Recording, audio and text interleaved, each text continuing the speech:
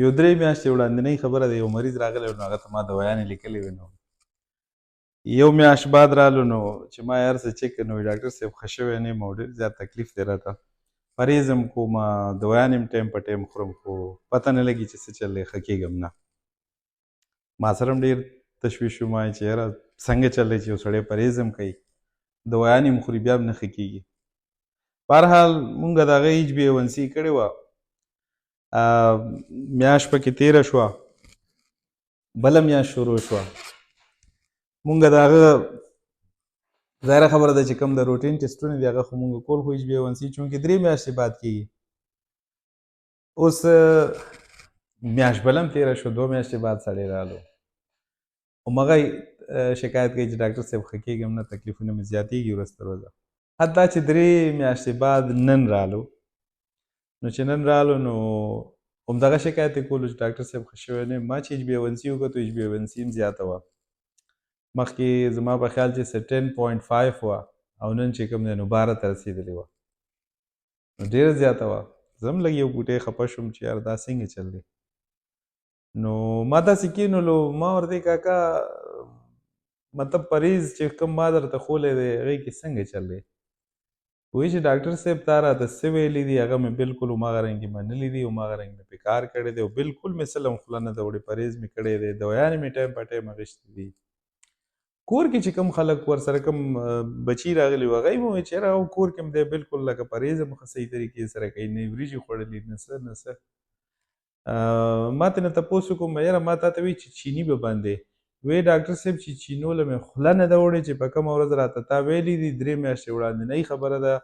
ما د هغې نه بعد چیني نه دي خوړلي. وی تا نه چې زه دلته لاړم نو زما رور دی او هغه چې کوم دی نو په منډۍ کې د ګوړې کار کوي او په خدای کې نو که چې هغه راله ښه اوریجنل ګوړه اخیستې ده او هغه مې ځان له راوړې ده او پاکه ورځ باندې مې چیني بند کړي دي او ګوړه مې شروع کړې ده او چې کوم زه چیس کومه یا ایون دې روژه کې شربت مربت و بس ګوړه یې راله، ګوړه کې به مطلب دا دی چې راله شربت کولو هغه به مې څکلو او ګوړه کې به مې چیس کلی. ما چې سوچ وکړو ما یار مین پوینټ خو همدغه دی که نه چې ستا HbA1c نه کمیږي، ستا د شوګر لیول کمیږي نه، ستا تکلیف نه کمیږي، نو پای کې مین وجه خو همدا ده که نه چې حاجي صاحب ما تا ته ویلي وو چې سپین چیني خو مې یاد کړي خو خواږه مې ورسره یاد کړي نو دا ګوړه چې کوم ده نو دا خو هم خوږه ده او ډېره خوږه ده. نو د دې کیسې مقصد زما صرف دا دی چې اکثر مونږه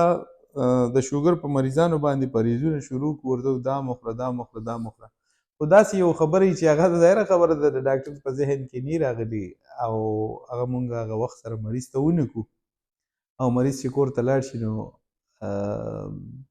اتفاقا نو مکه یو خبره چې کومه ډاکټر نه هېروي هغې باندې مریض عمل نه کړی او د مریض د شوګر لیول چې کوم دی نو هغه کمیږي هم نه او ورځ پر ورځ زیاتېږي. نو کوشش دا کوئ چې دا بعضې خبرې داسې وي چې هغه تاسو خپل ډاکټر سره لازم شیر کوئ، تپوس کوئ، د ډاکټر نه خامخا تپوس کوئ چې ډاکټر صاحب په شوګر کې دا شیزونه خو راته تا وویلې چې مه خوره،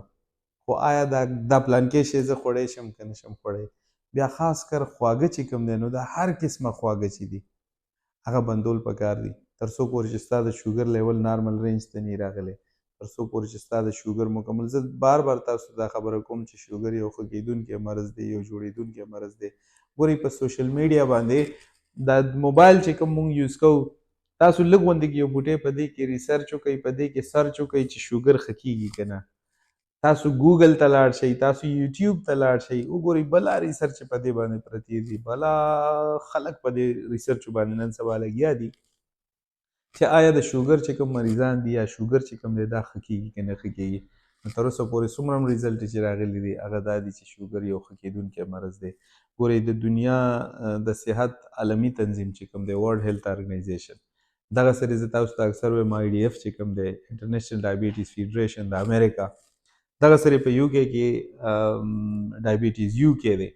دا ټول چې کوم دی نو هم د دوی د خلکو دا وینا ده چې شوګر یو ښه کېدونکی مرض دی، جوړېدونکی مرض دی. او بیا زموږ نبي علیه السلام فرمایي چې الله پاک دنیا ته داسې مرض نه دی راوړی چې د هغې علاج او شفا نشته، لکل داء دواء عند الله شفاء. نو یره د څه پکار ده چې زموږ نبي فرمایلی چې د هر مرض علاج ته د خپل ځان خیال وساتئ، په پرهیز باندې، په واک باندې، بغیر د میډیسن نه چې کوم دی نو شوګر زموږ کنټرول کېږي، ښه کېږي. د خپل ځان هم خیال وساتئ او الله دې وکړي چې د شوګر څونه مریضان دي خدای پاک دې ټولو مریضانو ته شفای کامله نصیب کړي. او نور هم که په نورو مرضونو کې زمونږ څوک وروڼه بایګان مبتلا وي نو خدای پاک دې هغوی ته جسماني روحاني څونه مرضونه دي الله دې ورته شفای کامله نصیب کړي. په خپلو دعاګانو کې ما هم یاد ساتئ. الله دې مونږ ټول په خپل امن او امان کې وساتي. انشاءالله په را روانه ویډیو کې به ملاقات کېږي. والسلام.